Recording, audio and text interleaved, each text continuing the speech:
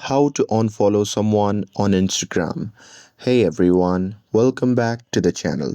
In today's video, I'll show you how to unfollow someone on Instagram. So now, without further ado, let's get started. So here, first thing first, open the Instagram app on your phone and make sure that you're logged in to your account.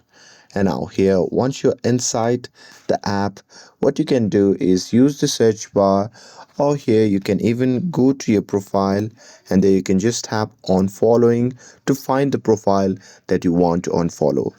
And here, once you are inside the section, what you can do is simply scroll down and find the person that you want to unfollow.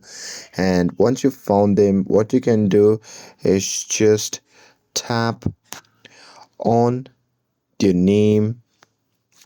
And here, once you do that, and here, once you are on the profile picture, what you can do is just tap on the following button. And here from the pop-up menu, you can just tap on unfollow. And once you do it, you'll stop seeing their posts and stories in your feed.